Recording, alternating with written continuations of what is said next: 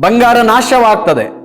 ಇವತ್ತು ನೋಡುವಂತ ನಾವು ಚಿನ್ನ ಆಗಿರ್ಬೋದು, ಬೆಳ್ಳಿ ಆಗಿರ್ಬೋದು, ನಾನು ಹೇಳಿದಂತ ಕೊಯ್ನೂರು ವಜ್ರ ಆಗಿರ್ಬೋದು, ಅವೆಲ್ಲವೂ ಕೂಡ ನಾಶ ಆಗ್ತವೆ. ಅದನ್ನ ಬೆಂಕಿಯಲ್ಲಿ ಸುಡ್ತಾರೆ ಅನ್ನುವಂಥದ್ದನ್ನ ಪೇತ್ರನು ಹೇಳ್ತಾ ಇದ್ದಾನೆ. ಯಾಕೆ ಸುಡ್ತಾರೆ ಬೆಂಕಿಯಲ್ಲಿ ಬಂಗಾರವನ್ನ ಅಂದ್ರೆ, ಅದರಲ್ಲಿರುವಂತ ಚಿನ್ನದಲ್ಲಿರುವಂತ ಕಲ್ಮಶವನ್ನ ತೆಗೆದುಹಾಕಿ ಅದರಲ್ಲಿ ಪ್ಯೂರ್ ಚಿನ್ನವನ್ನ ತೆಗೆಯುವುದಕ್ಕಾಗಿ ಅದನ್ನ ಸುಡ್ತಾರೆ. ಹಾಗೆಯೇ ನಮ್ಮ ಜೀವಿತದಲ್ಲಿ ಬರುವಂತ ಕಷ್ಟ ಹಿಂಸೆಗಳು ನಮ್ಮನ್ನ ನಂಬಿಗಸ್ತ ವಿಶ್ವಾಸಿಯನ್ನಾಗಿಸುವುದಕ್ಕಾಗಿ ಅವು ನಮ್ಮ ಜೀವಿತಗಳಲ್ಲಿ ಬರ್ತವೆ. ಹೊರಗಿನ ಸಮಸ್ಯೆಗಳಾಗಿರ್ಬೋದು, ಒಳಗಿನ ಸಮಸ್ಯೆಗಳಾಗಿರ್ಬೋದು, ಇವೆಲ್ಲವೂ ಕೂಡ ನಮ್ಮನ್ನ ನಂಬಿಗಸ್ತ ವಿಶ್ವಾಸಿಗಳನ್ನಾಗಿಸುವುದಕ್ಕಾಗಿ ಬರ್ತವೆ.